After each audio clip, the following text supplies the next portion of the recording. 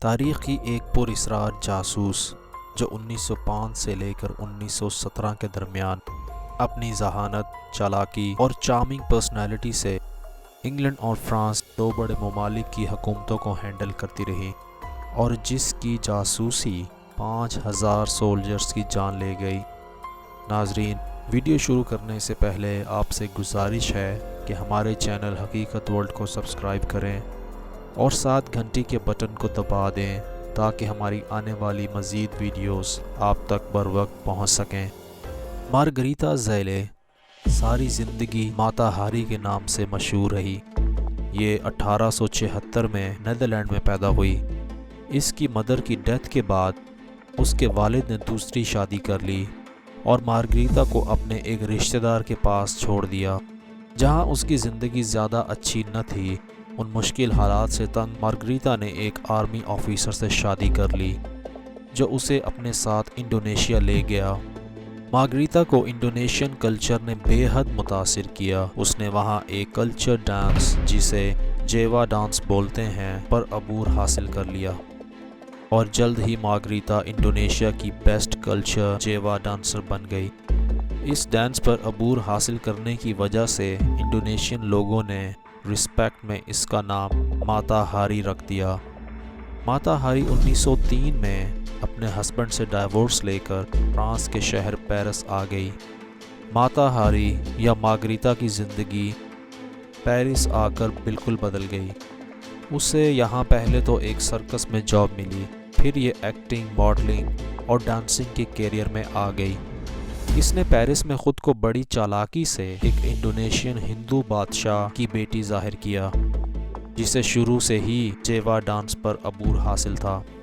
مارگریتا ہر وقت اپنے انوکھے کاسٹیومز میں ملبوس رہتی۔ یہ پیرس کے آرٹ میوزیم میں پرفارم کرتی اور لوگوں کو اپنے جادوئی جیوا ڈانس سکلز کے ذریعے متاثر کرتی۔ مارگریتا کی سحر انگیز دکھاوٹ اور جیوا ڈانس میں عبور حاصل ہونے کی وجہ سے یہ پورے یورپ میں مشہور ہو چکی تھی اور کئی سیاسی اور پاورفل لوگ اس کی ایک جھلک دیکھنے کے لیے اس کے شوز اٹینڈ کیا کرتے تھے۔ اس طرح ماتا ہاری نے بڑی چالاکی سے حکومتی عہدوں پر موجود لوگوں پر اپنا انفلوئنس بنا لیا۔ یہ پہلی جنگ عظیم کا وقت تھا جب انگلینڈ اور فرانس جرمنی کے مد مقابل تھے۔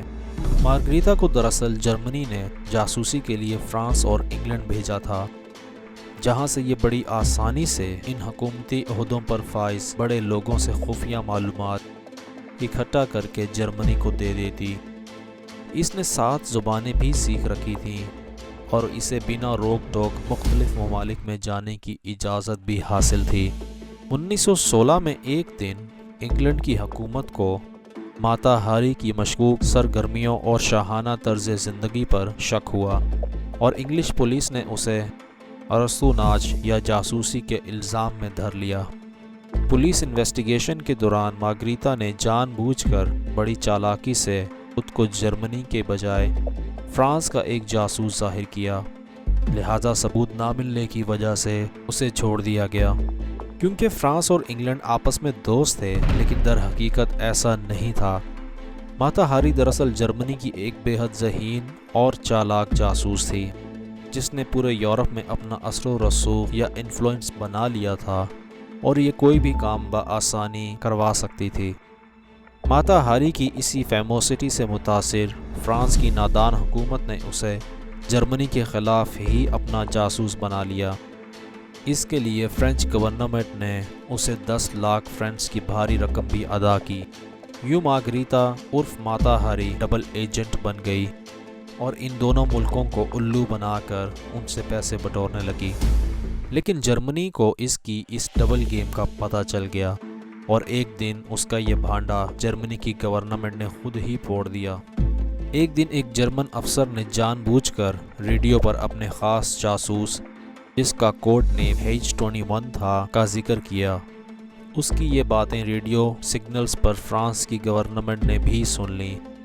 H21 ایک سیکرٹ کوڈ تھا جو جرمن آفیسر نے جان بوجھ کر ماتا ہاری کے لیے استعمال کیا تھا، لہٰذا فرانس کی گورنمنٹ نے فوراً ماتا ہاری کو گرفتار کر لیا۔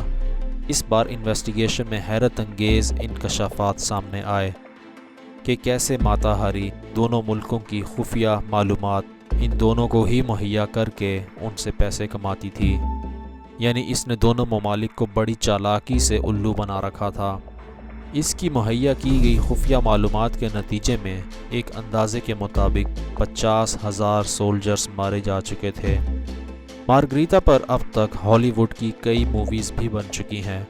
مارگریتا کو 15 اکتوبر 1917 کو موت کی سزا دی گئی، لیکن آئی وٹنس کے مطابق سزائے موت دیتے وقت بھی یہ مسکراتی رہی۔ دوستو، امید کرتا ہوں آپ کو ہماری ویڈیو پسند آئی ہوگی، لہٰذا اپنی رائے کا اظہار کامنٹ باکس میں ضرور کیجیے گا اور ہماری اس ویڈیو کو واٹس ایپ، انسٹاگرام اور فیس بک پر شیئر کریں۔